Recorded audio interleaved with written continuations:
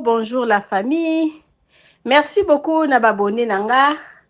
Oh, bo pesanga chance bo s'abonner na Bidor TV. Mama Bijou lobi soko s'abonner na Bidor TV te na YouTube. S'abonner na Bidor TV okozala jamais d'ici. Soki pena no lukanga na TikTok te. Mama Bijou lobi lukai na TikTok okozala jamais d'ici. Biso to sala ka promotion ya auberge. Auberge na biso ezala matongi na Irebu A37. Tozala ba chambre na biso bandi à partir ya $15. Pamba. Mama Bijou lobi soko eko humela biso to solola kaka. Et puis toza na chambre salon cuisine moko eza ya $40. Soki pe eko humela Mama Bijou akitisaka na ye ba prix. Et puis mosusu eza ya $35. Toza pe na ba chambre o ya $20, ya $25. Mama Bijou lobi soko lingo kende congé na ki contacter biso tozo continuer ka musala na biso yango ezo kende na 3 ans. Nzamba za kotia loboko. Tobandaki na 2 chambres, kala mingi te sikone tozoloba toza na 10 chambres, kala mingi te tobakisa lisusu 11e, 12e, pourquoi pas tokoma tina ba 16e chambre. Parce que projet na biso ezali tozoko construire tina lelo. Nayebi bino lisolo moko ya kitoko ndeko mobala oti kobenga ngabi Mama Bijou ngai na bota na mwasi na nga bana 5.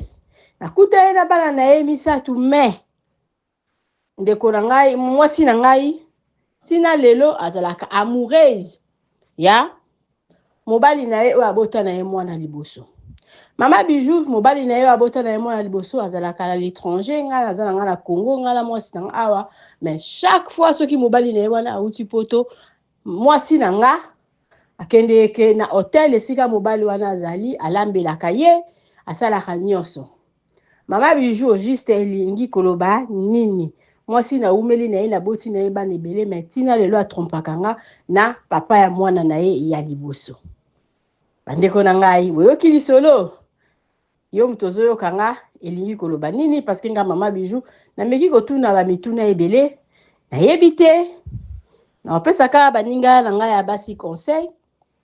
Soko lingaki mobali na yo ya liboso oyo botaki na ye mwana liboso fallait otikale pa na ye tangu déjà aussi ozwa engagement bala pe obota pe na mobali wana mususu bana ebele pourquoi okozongela kaka obanda ozonga na kaka na papa ya mwana na oya liboso elingi koloba nini. Donc to vanda esika ozali ezala mobali azana ba moyen te ezala mobali azali soki ndenge nini kolinga mobali mususu te ka ata mususu pona mbongo na ye bakaya boye tamsu ndeko na biso ya mwasi wana bolingo penze sila te na papa ya bana na ye oyo azovanda na ye ta mususu alanda ye kaka po ata mususu aza mwa courage engala koki koloba ka bongo parce que bakaya boye mingi ezalaka ke ta mususu famille ya mobali wana ya liboso balingaka ye te bakomplikaka ye vie batinda ye ta mususu mwana bango na poto ye pe na nsima tikali ta mususu kogalere ake kokutana ta mususu na mobali mususu ta mususu aboti esimbi pete ake kokutana na mususu amoni wana aza na ye courage bavandi mais motema na ye peut-être ezalaka na papa ya mwana na ye oyo ya liboso.